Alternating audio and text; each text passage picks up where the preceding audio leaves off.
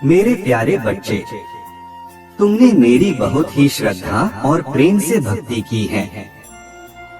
तुम्हारा मेरे प्रति जो विश्वास और समर्पण है, वह देखकर मुझे बहुत ही प्रसन्नता होती है। मैं जानता हूँ कि तुम्हें अपने जीवन से बहुत सी शिकायतें हैं, क्योंकि तुमने जैसा सोचा वैसा तुम्हारे साथ कभी नहीं हुआ। हर चीज के लिए तुम्हें बहुत संघर्ष करना पड़ता है। तुम हमेशा मुझे अपने दिल की हर बात कहते हो, इसलिए आज मैं भी तुमसे कुछ कहने आया हूँ, तुम्हें कुछ समझाने आया हूँ। तुम सोचते हो ना कि जो लोग अच्छे होते हैं, हमेशा उनके साथ ही बुरा क्यों होता है, और जो बुरे होते हैं वह हंसी खुशी अपना जीवन बिताते हैं। उन्हें किसी बात की कमी नहीं होती, उनका कोई दुख नहीं होता, वह दूसरों को रुलाते हैं, लेकिन स्वयं हमेशा खुश रहते हैं। जो धर्म की राह पर चल रहे हैं, दूसरों के साथ अच्छा व्यवहार कर रहे हैं, मैं उनकी इतनी परीक्षा क्यों लेता हूँ? मेरे बच्चे, आज मैं तुम्हें तुम्हारे सवाल का उत्तर दूंगा। मेरे बच्चे, तुम्हारे जीवन में जो भी घटनाएं घट रही हैं, या जो भी परेशानियां तुम देख रहे हो, वह तुम्हें दुख इसलिए दिख रही है क्योंकि तुम अभी उन घटनाओं के कारण से अनजान हो। तुम अपनी अज्ञानता के कारण सच्चाई को देख नहीं पा रहे हो। मेरे बच्चे, आज जिस परिस्थिति में तुम उलझे हुए हो, इस राह को तुमने स्वयं ही चुना था। मनुष्य के सामने सदा ही दो राह होती हैं। यह निर्णय उसका होता है कि उसे कौन सी राह चुननी है।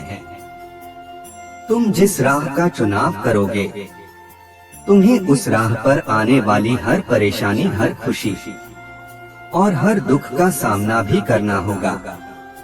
यदि तुम सोचते हो कि तुम्हें जीवन में बिना किसी कठिनाई के सारे सुख प्राप्त हो जाएं, तो यह संभव नहीं है। मेरे बच्चे, इंसान केवल अपने कर्मों का सुख प्राप्त करता है। जाने अनजाने में कुछ ऐसी गलतियां कर देता है, या कुछ ऐसे लोगों को अपने जीवन में स्थान दे देता है, जिसके कारण वह दुख का भागीदार बन जाता है। वह खुद इसका चुनाव करता है और बाद में मुझसे प्रश्न पूछता है कि मैं यह सब क्यों कर रहा हूँ? वह तो इतना अच्छा इंसान है, फिर भी उसके साथ यह क्यों हो रहा है? मेरे बच्चे, तुम मेरे प्रश्न का उत्तर दो। जब तुम्हारे जीवन में सब कुछ बहुत अच्छा होता है, क्या तब तुमने मुझसे कभी कहा कि प्रभु, मेरे जीवन में इतनी सारी खुशियाँ क्यों दे रहे हो?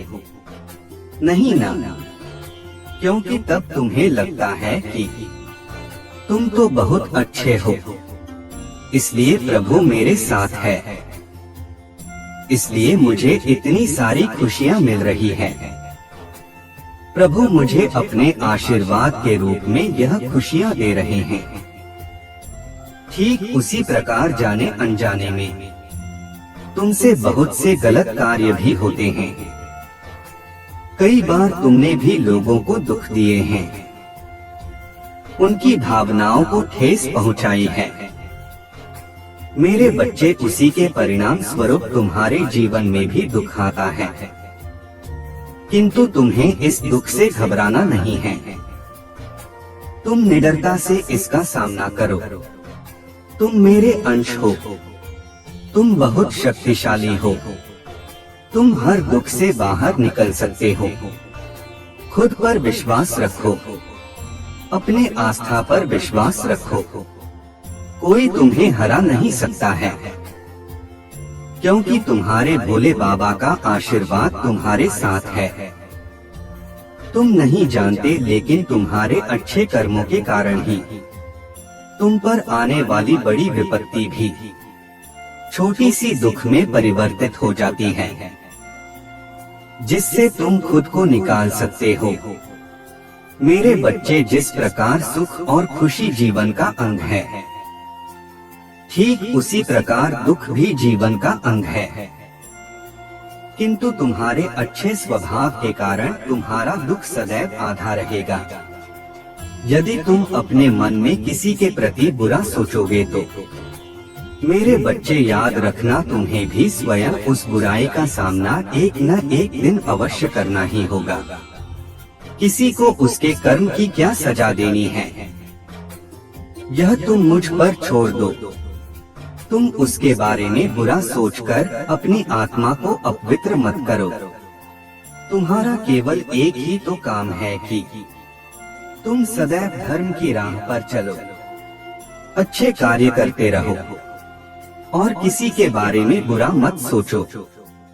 ऐसे कार्य करने का प्रयास करो जिससे कभी किसी को दुख न पहुँचे। मेरे बच्चे, तुम्हारे द्वारा किया हुआ अच्छा काम कभी भी व्यर्थ नहीं जाएगा। मुझे विश्वास है कि मेरे द्वारा बताए गए मार्गदर्शन से तुम्हारे जीवन को एक नई दिशा मिली होगी। मैं तो सदैव यही चाहता हूँ कि तुम जीवन में सदैव सही राह पर चलो, अच्छाई का रास्ता चुनो, कभी भी बुरा काम मत करो, हमेशा दूसरों की मदद करो। मेरे बच्चे, तुम्हारा मार्गदर्शन करने के लिए मैं सदैव तुम्हारे साथ हूँ। मेरा आशीर्वाद सदैव तुम्हारे साथ है। मेरे इस आशीर्वाद को अपना बनाने के लिए कमेंट में हर हर महादेव अवश्य लिखें। तुम्हारा कल्याण हो।